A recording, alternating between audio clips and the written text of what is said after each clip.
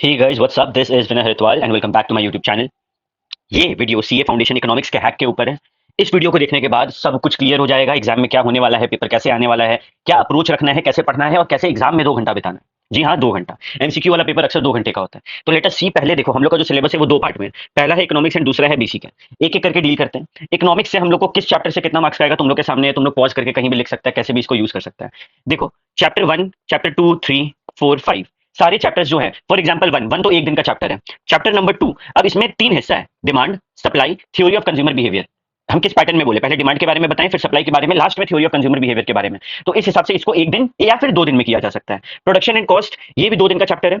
इसके अलावा market, market में हो सकता है 3 दिन लग जाए। ठीक है, तो types of market, output determination, determination of prices. जब हम बोल रहे हैं 3 दिन, मेरा मतलब है 3 स्लॉट, यानी कि 3 घंटे का 3 स्लॉट लग जाएगा। बिजनेस साइकिल ये 1 से 2 स्लॉट में, यानी कि 3 घंटे का 2 स्लॉट में हो जाएगा, 6 घंटे में हो जाएगा। ये जो पूरा प्लान है ना, ये एग्जाम से पहले का नहीं है। उस 1.5 दिन में कैसे क्या पढ़ना है वो उस टाइम पे आएगा। ये एग्जाम से पहले जो अभी हम लोग पढ़ने बैठेंगे, जो हम लोग ट्राई करेंगे कि 2 बार पूरा इकोनॉमिक्स कंप्लीट कर दें, उसमें ये चीज को करना है। अब किस चैप्टर से कितने मार्क्स का आता है तुम लोग के नजर के सामने है।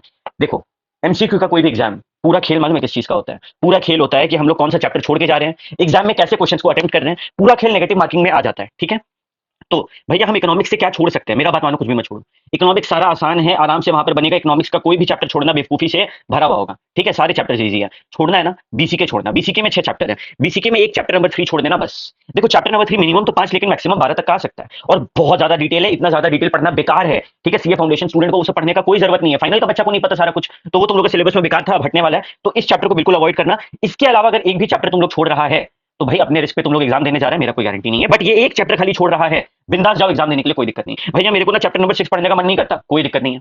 तुम लोग को डिस्क्रिप्शन में ना एक वीडियो लिंक मिल जाएगा, प्लेलिस्ट मिल जाएगा। इकोनॉमिक्स का कुछ चैप्टर्स है उसमें, और full fledged chapter, full fledged class है, और बीसीके का सारा क्लासेस है।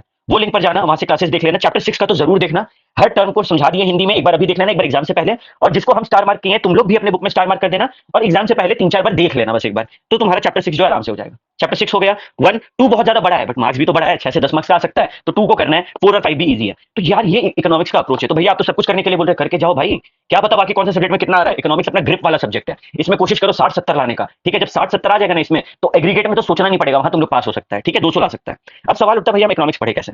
अगेन, एक अच्छा टीचर का वीडियो निकालो, उनसे सारे कॉन्सेप्ट्स को समझो, वर्ड बाय वर्ड क्या रटना है, डेफिनेशन एंड इंपॉर्टेंट कॉन्सेप्ट का लैंग्वेज। अब इकोनॉमिक्स में सबसे बड़ा बच्चा लोग दिक्कत क्या करता है कि मानो दिया गया है exceptions to the law of demand. Law of demand का क्या एक्सेप्शंस है, रैशनल, जिसको तुम लोग बुक में लिखा है। तो अब उसमें 6-7 पॉइंट है। बच्चा लोग टाइम वेस्ट करता है 6 और 7 पॉइंट को याद करने में। नहीं, उसके ऊपर एमसीक्यू आएगा जिसमें 3 पॉइंट वहां वाला रहेगा, एक बाहर का रहेगा, वो समझ में आएगा दिख के। या फिर उसमें कोई एक पॉइंट को उठा के एमसीक्यू पूछेगा, तो बैठ के 7 पॉइंट को हिलते हिलते रटना, ये बेवकूफी से भरा नहीं होगा, बेवकूफी से भरी वाली बात है। ठीक है, तो हम लोग को क्या करना है, इकोनॉमिक्स कैसे पढ़ना है समझो, क्या याद करना है, क्या याद नहीं करना है, कैसे याद करना है। बहुत ईजी चैप्टर है, आराम से मार्क्स उठेगा। लेकिन अगर उलझ गया तो फिर इसमें बैंड बच जाएगा। ठीक है, सेकंड, एक बार पढ़ने से नहीं होगा, रिवाइज करते रहना है। जब पढ़ाई कर रहे हैं ना, तो स्टोरीज बनाओ, एग्जांपल्स बोलो खुद को दिमाग में। अगर मेरे से क्लास लिया या मेरा वीडियो देखा, तो वो वाला एग्जांपल को खुद को बार बार रिपीट करके सुनाते रहो, ताकि एग्जाम में स्ट्राइक करें। फिर क्योंकि ये एमसीक्यू है, तो इसका एप्लीकेशंस होता है। कुछ एप्लीकेशंस तुम लोग को प्ले स्टोर पे मिल जाएगा, या फिर टेलीग्राम में बहुत सारे चैनल्स है। ठीक है, सर्च करने पे मिल जाएगा, वहां से तुम लोग क्विज ज्वाइन कर सकते हैं। वहां पर एमसीक्यू का क्विज होगा, वहां पे तुम लोग को बहुत ज्यादा मजा भी आने वाला है, बहुत ज्यादा इंगेजिंग भी होगा। भैया मेरे को कोई ऐप वगैरह नहीं समझ में आ रहा है, नहीं समझ में आ रहा है टेलीग्राम वाला कैसे करना है। अरे घर में पतला सा 2 रुपए 5 रुपए का रफ कॉपी तो होगा ना, नहीं हो तो खरीद लो। और उस रफ कॉपी में क्या करना है, डेली 20 से 30 क्वेश्चन तुम लोग को सॉल्व करना है एमसीक्यू का। चाहे तुम लोग मैथ्स का बात करो, चाहे इसका ये अप्रोच रखना है। ठीक है, 20 से 30 को सॉल्व करना है। और फिर मानो 20 मार्क्स था, तो 20 में तुमको कितना आया ये भी देखना है। ठीक है, क्या नेगेटिव मार्किंग देना है, हाँ 0.25 का नेगेटिव मार्किंग देना है।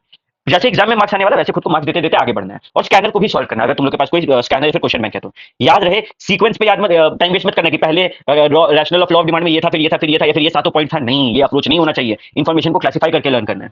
आगे सबसे मेन खेल होता है यहाँ पर एग्जाम में। तुम लोग को सब कुछ आता है, तुम लोग सब कुछ सही सही भी करके आता है, लेकिन या तो तुम लोग फेल हो जाता है, या फिर तुम लोग का बहुत ज्यादा मार्क्स कट जाता है। इसके पीछे रीजन है कि मेरे को 100 मार्क्स का अटेम्प्ट करना है। नहीं, एमसीक्यू अगर नेगेटिव मार्किंग में, तो 100 मार्क्स का अटेम्प्ट नहीं करना है, स्ट्रैटेजी लगाना है। कैसा स्ट्रैटेजी, मेरा बात को ध्यान से समझो।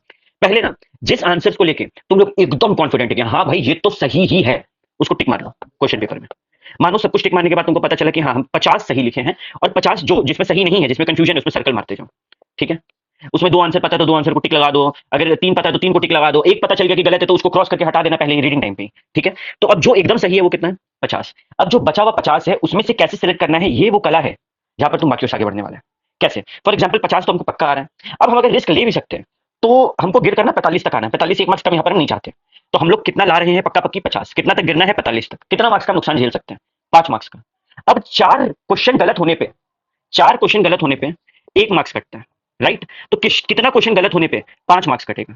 तो हम लोग क्या करेंगे, 5 इंटू 4, 5 into 4 यानी कि 20 क्वेश्चन हम लोग झेल सकते हैं, गलत कर सकते हैं। तो 20 क्वेश्चन में तुक्का मारो। अब वो कौन सा 20 क्वेश्चन होगा? ऑब्वियसली मानो तुम लोग चैप्टर 3 छोड़ा, तो क्या चैप्टर 3 पे तुक्का मारेगा? अरे क्यों मारे भाई, वक्त क्यों बर्बाद करें? बाकी में तुक्का मारो। वो 20 में से भी हम लोग को सही, ज्यादा से ज्यादा सही मार्क्स को ही उठाना है, ठीक है? तो इस तरीके से स्ट्रैटेजी बनता है। एक और एग्जांपल, मानिए भैया मेरा 57 मार्क्स का पक्का पक्की करेक्ट है। अच्छा, तुम कितना चाहते गिर के? बोला कि हम गिर के 44 तक चलिए बर्दाश्त कर सकते हैं। 13 मार्क्स भी गिर गया ना, बर्दाश्त कर सकते हैं। ये बेवकूफी करना मत, ठीक है? 4 5 10 गिरा दिया, बहुत ज्यादा है, ठीक है? तो 13 मार्क्स बर्दाश्त कर सकते हैं। 13 into 4 यानी कि 52 क्वेश्चन का तुम रिस्क ले सकता है। तो यहाँ पे ज्यादा मार्क्स गिरने का रिस्क लिया तो ज्यादा क्वेश्चन भी वहां पे तुमको मिल रहा है। सारा गेम किस चीज का? इकोनॉमिक्स में। एक्स्ट्रा क्वेश्चन कौन सा हम लोग अटेम्प्ट कर रहे हैं, पहले सही को टिक करो, और जिसमें डाउट है उसमें सर्कल मारो, जो आंसर लग रहा है उसको टिक करो और आगे बढ़ो। और किस क्वेश्चन को छूना भी नहीं है, किस क्वेश्चन को वहां पे जो हम लोग रिस्क लेंगे उस टाइम पे अटेम्प्ट करना है, ये चूज करने का कला तुम लोग को कैसे आएगा हम ऑलरेडी बता दिए। डेली 20 से 30 प्रैक्टिस करते रहो, तुम लोग इतना माहिर हो जाएगा। जैसे 20 का प्रैक्टिस किया, तुम एम रखो कि हमको 15 चाहिए, और उस हिसाब से तुम लोग ये वाला काम को प्रैक्टिस करते रहो। बिलीव मी, इकोनॉमिक्स एक बहुत ही मददगार सब्जेक्ट होने वाला है तुम लोग के लिए मार्क्स उठाने में, ठीक है? अगर कुछ चैप्टर समझ में नहीं आ रहा है, नीचे वीडियो लिंक दिया गया है, वहां से तुम लोग देख सकता है। और कोई भी हेल्प चाहिए तो ये नंबर पे व्हाट्सएप करना, ठीक है? चलो, thank you so much, so much.